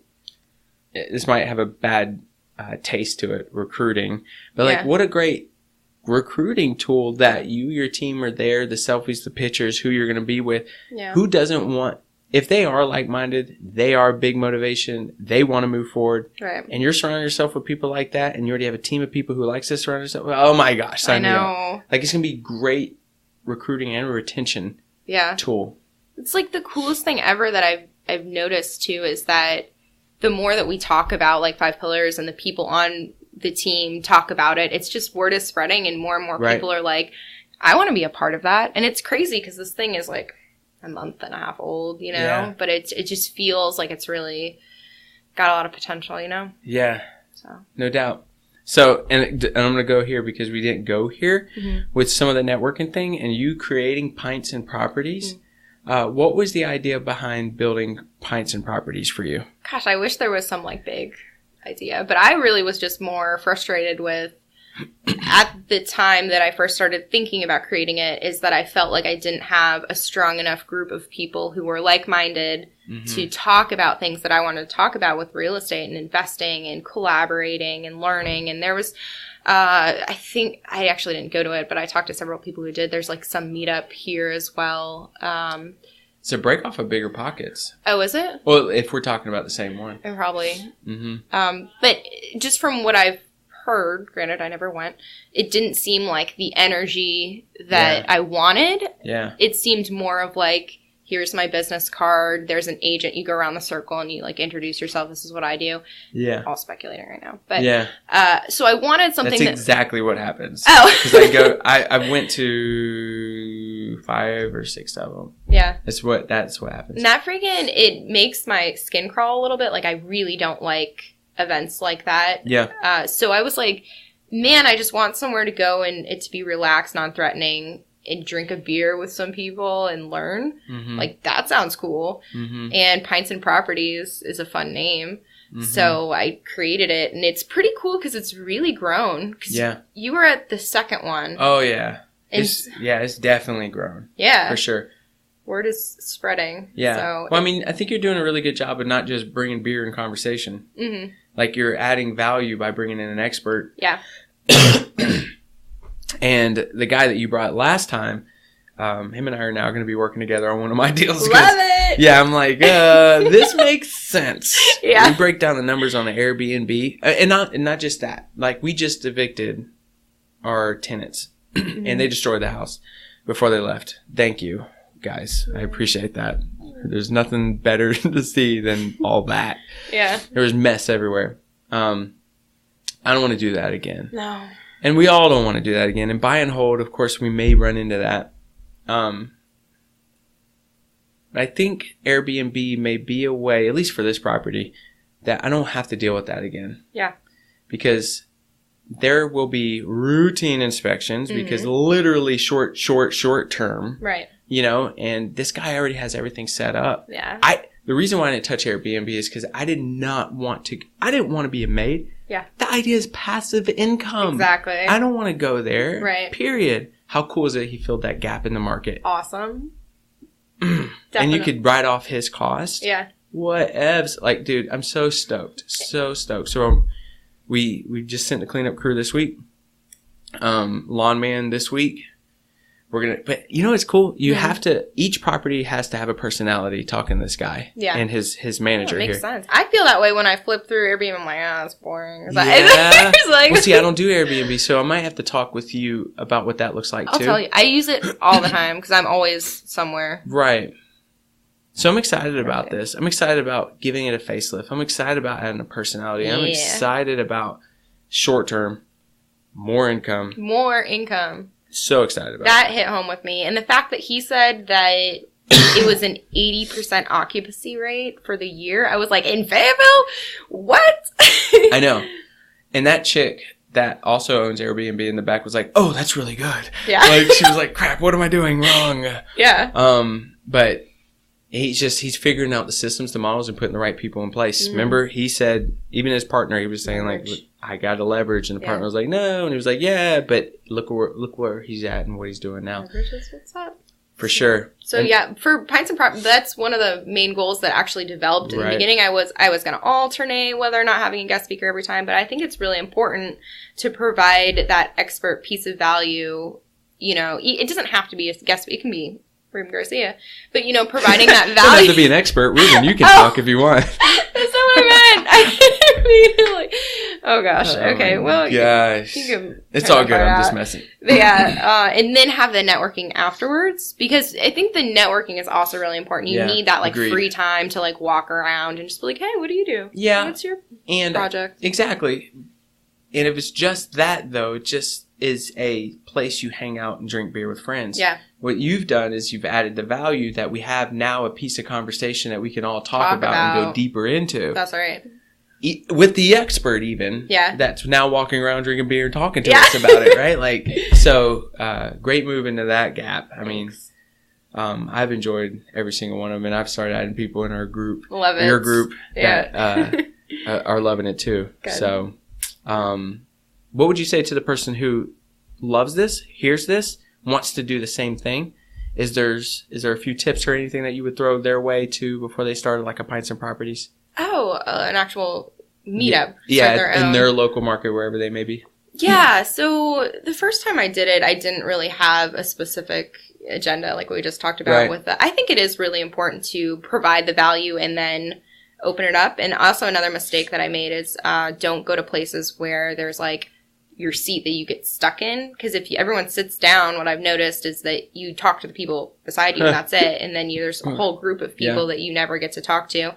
So this last time was really great because everything was like everyone's standing up. So it's really easy to maneuver and talk to everyone there if you want to. Right. And then also don't be afraid of social media. Like, I've never been one to be like, let's get all over social media and stuff, even though I know I should. It's incredible value. Right. But getting more active, creating the group on Facebook, sharing it, all of that stuff. I posted on biggerpockets this past time. Got some stuff. Yeah, so, yeah, just put the word out. Yeah. Awesome. Very cool. And I think that's super important, like what you said. Add that value. And really cool because I would have never thought about going to a place where people can kind of move around and talk to more than just the circle that sits next to them. For sure. So we got to take that hint in Miami too, right? Fact. Yeah. For sure. All right. So I'm going to hit you with a few questions, okay? Oh, you did have questions. Of course. What? You ready? Yeah, I'm ready. It's not that bad. Hit me. What do you believe separates excellent from average? Higher level of caring. Okay. I feel that way for the agent side for sure. It's like anyone can be an average agent. Yeah. It's just that caring that takes the extra step to think forward, not just let things happen to you, and just caring about quality in the work. I think that that's a huge factor. Yeah. To be excellent. You add that extra bit of caring for the client. Yeah, and it's not even like soft, like, oh, I care about you. Right. It's like caring about a job well done, caring about getting it done right, and actually taking the steps to do it, not being lazy. Right. Which was super important to you, which when we talked about why did you want to add leverage in the very beginning was your client care was going down. Right. Yeah, no doubt. Cool. All right. So do you have a favorite failure that you believe has set you up for success? A favorite failure? Mm-hmm. I had a favorite almost failure in our bird deal. Okay. Where it made me slow down a little bit, which I hate to do, but one of the things with investing too is you do have to really educate up front, because I just jumped into a deal where we bought a foreclosure and we fixed it up and we didn't have the exit strategy set up before we purchased. We were just like, oh, we'll refinance, like no issue. Right. Issue, actually. Especially new LLC. I don't have income for my first 2 years in real estate, so yeah. I am a liability if I don't make money. Yep. And yeah, just a lot of things. So think it through. I'd say that was a good lesson for me. Right. I take it a little slower now when I'm like, instead of just running the numbers, I'm like, this works, because the numbers worked. Yeah. It's just the little extra step. How many exit strategies do you look at? So if it's a solid one, I usually just do the one. Yeah. So if it's a buy and hold that I did on a normal VA conventional loan, that's a pretty solid, just hold it forever. But then for the BRRRR, that exit is so important, especially when you're using private money or have hard money. Yeah, it's part of the formula, right? You're like, oh crap, like I owe this guy a lot of money. Yeah. So, I don't know. That answer. So one solid exit strategy that's kind of rolled into solid one. Yeah, because I don't like a lot of people are like, oh, just sell, it'll be fine. Not really in Fayetteville if you didn't buy it well under market value, because it's not going to appreciate, and the cost of selling is very big, actually. So what is your exit strategy on that? Just kind of an overall broad, you're in the BRRRR. Oh, yeah. So for BRRRR, our exit strategy is the refinance. It's you buy the property at a low enough price so that when you do the rehab, the after rehab value, the ARV is still, it's 75% of the appraised value. So because that's the amount that you can pull back out and pay off your investors and then have that solid loan. Right. So that's really heavy on the analysis beforehand. Gotcha. Knowing the market and the construction. Okay. So that makes sense. So you're the exit strategy is really just in the formula before even buying the property. That's the whole point, is know your exit strategy before you start. Yeah. And even when we were doing wholesale deal, the wholesale side of everything, we would you have to run that ARV and the percentage of things if they go wrong. Yeah. From the very beginning before even, so you know what you're going in at with the offer too. Absolutely. Cool, man. All right. So what have you gotten better to saying no to? Everything. everything. I'm way better at saying no now than I was 6 months ago, because I used to stay up late and wake up early and not, because anything a client asked for or anyone asked for, I'd be like, I can do it. And now I'm just like, it's not, it's not that I won't do it. It's I will do it when I'm able to do it. Yeah. Or I will delegate to someone who can do it better than me. Right.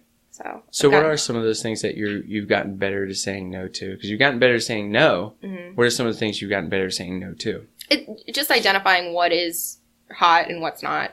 So, like, a lot of times, literally, clients will text you super late and want things now. And first of all, no one else is working at this time, so it's not going to, like, nothing's going to happen tonight. It's just, right. It's just understanding what truly is a fire situation and what's not. And articulating that to them. Yeah, no doubt. And that's where I was going to go. Do you set up that expectation from the very beginning? And if so, what does that look like? And I didn't when I first started. Yeah. And even now, I don't tell them, like, if you text me after 7, I'm not going to reply or anything like that. But I will say, if I don't get back to you right away, it's because I'm, either doing something or preoccupied. And don't freak out. I will eventually get back to you. And that, at least from the very beginning, they're like, not like refreshing, immediately. Right. Yeah. So. And it kind of makes sense to them, right? Like, oh yeah. You know what I mean? And I give the example of whenever I'm with a client, my phone is face down and on Do Not Disturb. So I'm like, do you see what we're doing right now? I won't pick that up. Yeah. Wouldn't it be rude if I picked it up in the middle of our conversation? Exactly. Yeah. They 100% get it. Okay, cool. Awesome. So what profession other than your own would be fun for you to attempt?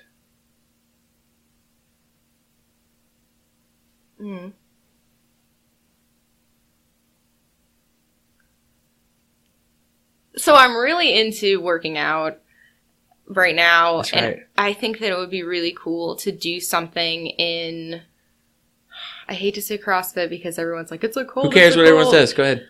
I freaking love it. I'm obsessed with it. Yeah. And so I think it'd be really cool to do like either coaching or something in that field. If it wasn't coaching, maybe like events, help run events or something. Right. In that, I freaking love working out. I thought about you competing. For the last few days. Okay. Well, at least I thought about with what you said. I'm graduating Planet Fitness because their weights only go up to a certain amount. Yeah. And I'm like, okay, so now I'm doing more reps, and I don't want to do these more. Not for me anyway. Not where I'm at. Yeah. So I'm like, but here's the thing. I need something that I checked out your gym, okay? But here's the thing. I need something that's open up at 5 a.m. Yeah. That's been the hardest thing about it is that I have to wait until 8:30. 8:30, dude? Well, no. Monday, Wednesday, and Friday if you're on the cool, like, whatever. Friday? Monday, Wednesday, and Friday they open at Monday, 6:30 Wednesday, for the special. Yeah? Maybe it'll be special. Yeah. I need 5, though. It's still not special enough no, that's true. I need early. So, I don't know. But I did think about you, and I did look it up last night. I was like, man, because I need to find somewhere else. And so I guess it would be a little different because you kind of come here or you go places right whereas like if I don't schedule my first meeting until after I'm done with CrossFit, that's okay. Yeah. I'm still up at 4, working at home. Yes. Take a break, go to CrossFit, come back. Right. So. Exactly. So anyways, I thought about you on that one, but, yeah, no, man, you definitely have a true passion for it because as soon as you started doing it, you were like, yo, got something you need to do. Yeah. That's cool, man. I see you actually getting into that. Competing, like, legitimately. Yep. I'm excited. Saw a picture on Instagram, like, passed out, it looked like, on the ground, like, dead. I was smoked. I was done. Dead. What do you like best about CrossFit? It sounds bad. So I walked in and I was good at it. So I like that. Well, always a plus. Yeah, that's a plus. But the thing I really like about it is it's 1 hour of me just crushing myself to be the best that I can be. Yeah. And then also it's the 1 hour where I'm not thinking about clients. I'm not thinking about real estate. It's just like me and the pain. Yes. Isn't it funny? When I was working at UPS and trying to do the real estate thing, yeah. there was a lot, and I was a single dad at that moment, and I was like, there's a lot I can't control. But there's one thing I can 100% control. And this is what attracted me about working out was I can control my body and how much input I put in, I can control that. I felt like there was a lot of factors I couldn't control at the moment, but that I could. I love that. And like you said, with you working out, you could be the best you can possibly be, right? And it tears you down to build you up. But I can control that. For sure. And I did competitive gymnastics for a long time as I was growing up. So being able to do CrossFit, why you're a beast when it makes me feel like a little kid who's playing around when I get to like swing on things and like walk on my hands. Yeah. I'm like, yes, this is great. So. Well, I think that, doesn't that make it a little bit better that you're in there and you're a child again, right? Like you're just having fun too. Yes. That's cool. All right. What is a mistake that you're seeing newbies do in your industry? Investing or agent? Let's do agent first. They say they want it and they don't actually do it. There's no that sounds bad. Not everyone truly is hustling. You know, they say that they want it, but I don't see the work, and I shouldn't say that. A lot of people try hard, but just say it. Oh my gosh. You know what I mean? Like, are you really busting your ass? Don't lie to yourself. You can lie to me. I don't care, but don't lie to yourself when you haven't closed a deal. But are you really doing everything you can? Yeah. I don't know. If you don't get up until 9:30, I know sure as hell you're not. That's right. So half the day is gone at 9:30. Preach. Preach. See, you'd kill it on the Growth Con stage, dude. You'd kill it. But no, I agree with that. I had this rant, man, because I was tired of someone saying I've tried everything. I was like, really? Really? Yeah. Really? You tried everything. This whole universe, everything it has to offer, you've tried everything? Tell me more about that. Yeah. Like, whatever. Ain't no way. No way. And pisses me off. Yeah. I think Jim Rohn says, if your why is big enough, the how doesn't matter. Mm-hmm. Like, true. So true, man. Wake up earlier and like with what you said, I mean, are you really busting your ass? Like, you're really busting your ass to get to where you want to be. All right. So the investing side, I feel like almost it's a parallel, right? But, not using that again, what are you seeing newbies make? Like, what mistakes are newbies making on the investing side? Yeah. I don't see enough action. I don't think a lot of people will do the over analyzing and the over studying and be afraid to jump in on that first one. Right. So I think that a lot of making the idea of it and not enough putting it into reality. Right. I think so. That's what I see enough. Yeah. A lot of. Exactly. So then on the flip side of that, what is a mistake you're seeing seasoned people do in the industry, agent side, sales side? Not keep up with the times, I think. People who are really good at being an agent in, 20 years ago or 10 years ago or 5 years ago, like every day things change. You have to be able to adapt and see the big picture, recognize where the change needs to happen, and then being flexible enough to adjust. Yeah. And why do you think they don't? Some. Why do you think they don't? Humans are creatures of habit, and people are scared of change, but also like, this worked before, why isn't it? It should always work. Right. If that answers. Yeah, it does. It does. They just get stuck in that habit, and it's not necessarily that they even want to change because they're just stuck in the habit. Or that they even recognize the change needs to occur. Which goes back to who you surround yourself with. Mm-hmm. And maybe some of those people are telling them and they're just closed off to it. Yeah. Which then is right back on them again. That happens a lot. Close-mindedness. Yeah. For sure. So what about investor side? What do you see in some of the people who've been in it for a while? What are some of the mistakes that you see they're making? Not continuing to learn. There are different programs all the time. Like, delayed financing is my latest thing that I'm on about. It's a cool way to do BRRRRs quicker. And it's just old school people will do it the way that they've always done it. Right. And it's 2018. There's a lot of awesome opportunities out there and creative ways to make things happen. Right. Yeah. So that YouTube channel is going to be sick, because if you're learning more things like this, to throw that out there, once you guys have executed. Here's the thing. Some people say, dude, why would I tell all my secrets? No one's going to do it anyway. No one's going to do it anyways, dude. This is why everyone tells their secrets. Yeah. Like, Fact. 100%. Yeah. So with you learning the way that you learn, it sounds like 4 o'clock in the morning. You're up. That's you're my doing your favorite time of the day.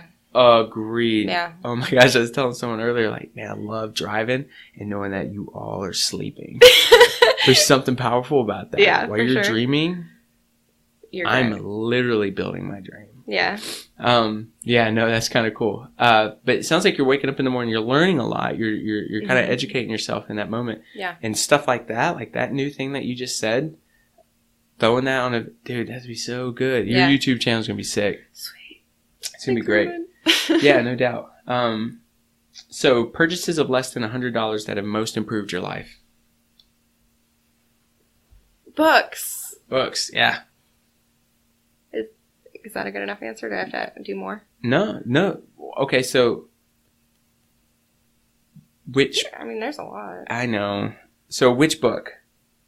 Are you gonna? You know which one I'm gonna say. I know. So besides Miracle Morning, which book? And I love that book. Yeah.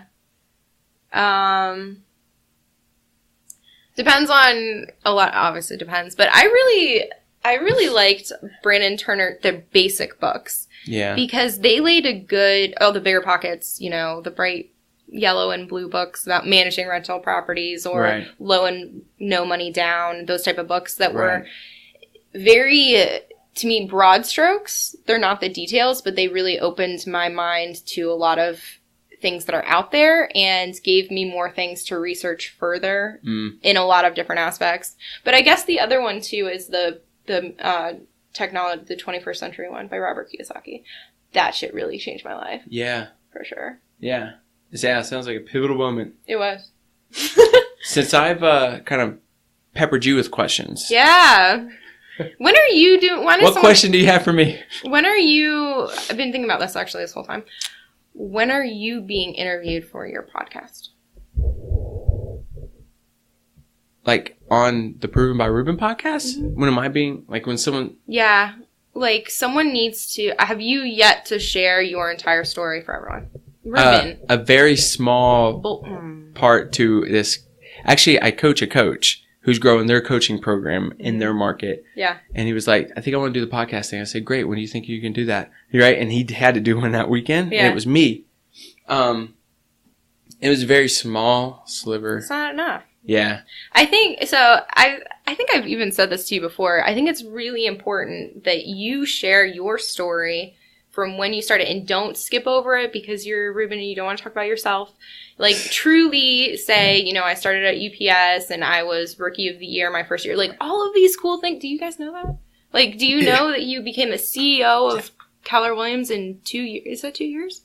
Yeah, a little over 2 years. Are you freaking kidding me? Like, why have you not done this? Well, I don't know. It's so, it's inspiring and people love to talk to you. I'm speaking on behalf of the masses, but they want to know more about you. Yeah. So who would you see who should be in that seat interviewing me then? Let me think on that. Okay. It's got to be someone who can keep up with you. Okay. And push you, Okay. So let me think. Then I'll get back to you. First name that pops to mind. Well, the first name that popped to mind was Mike. Oh, that'd be interesting. He was my first dude. I know. I was thinking that. And then, it's so weird that I thought of Grant Cardone. Yes! Okay, we do that. That was my second one. So. Well, Grant Cardone does a thing called Power Players. Yeah. Right. And at the end, by the way, he's interviewing a power player, someone who's a beast in their industry. Yeah. And at the end, he's like, one day I hope to see you in this chair. And I'm like, Grant, I'm coming, man. Tomorrow? Hey, dude, I know. I already got it. Yeah. Okay. Old GC, old Uncle G will interview me. Yep. Okay. You know what's cool about recording this whole thing? Huh. This is what I'm saying. When it happens in 5 years. We'll go back and we'll be like, remember Not 5 that years, time. 1 year. 1 year. 1 month. Yeah. at the growth con, right? That's it. Yep. February. Yep. All right. So what's a question you have for everyone listening? We'll end on that. And watching. A question I have for everyone listening. Can you give me like an example, or is it supposed to be? I'll give you some context. Sure. So everyone who's listening, my majority of them are business owners, or building a business, or looking to get into business. Very entrepreneurial people. Yeah. If you had a small group of those people in front of you in your small group, what would be a question that you would ask them? So I feel like that would be twofold. Okay. The first one, I'm very interested in why people want to do things. So I would want to know, like, where is this coming from? What's your why? You know, what is inspiring you to do this? Right. That would be the one part. And then the second part would be what has been the one thing that has made you as successful as you are today that, you know, to share. Because I would want to learn, you know, if you're doing something great that's made you successful, what's the one thing? Yeah. I love the one thing. Huh? I think, well, that's cool because you're the first to ask everyone who's listening, what do they what do they believe has like set them up for success and whatever they believe success to be. Yeah. So you can learn from it. Yeah. Gotta It's share. kind of cool, man. Collaborate here. It's kind of cool. All right. So where can people reach you, find you? Where can they find you? If they want to reach out. Facebook or Instagram. Me personally, Real Estate with Shelby Osborne, or my business, it's Five Pillars Realty. Okay. So those. Awesome. Yeah. And then a future on a YouTube channel. They can hit you up through there. Yep. And on biggerpockets too. On biggerpockets. Shelby Osborne. Of course. biggerpockets do a podcast with her. What's the YouTube channel going to be called? That's a good question. I was brainstorming about it earlier and haven't come up with anything that I think is the right fit yet. What? Why not Five Pillars? Well, yeah. So it's all like streamlined, or I guess we could do that. Because it doesn't have to be, by the way. So boring. Yeah. It's just I look at the less friction, the better. No, you're right. For the people who are wanting to consume your content. That's why everything's proven by Ruben. Yeah. Everything. Which I love that, by the way. Yeah. Yeah. Interesting story behind that. I guess when GC maybe you should tell the world about it. Yeah. But you could build folders within the YouTube or different. I look at them as folders. Yeah. But playlist. Okay. So each playlist can have a different name, like just investors. Buy and hold. I love that. That's perfect. I'll tell you right now, I don't know very much about YouTube at all, but I have Lacey all over researching and, getting ready for that. Cool. So I'll let her know. Awesome. Yeah, as you should. Delegate. So, thank you so much for jumping on the podcast. Yeah. Thanks for having me. Yeah, of course. I appreciate you showing up and giving the value to everyone who's listening and watching. And guys, if you're I know you're listening and watching. It sounds like one of the biggest things and one of her pillars is just take action. So everything you learned here today, if you wrote notes, fantastic. Just take action on that stuff. Cool. You the bomb, Shelby. Thank you so much. Thanks, Ruben. All right.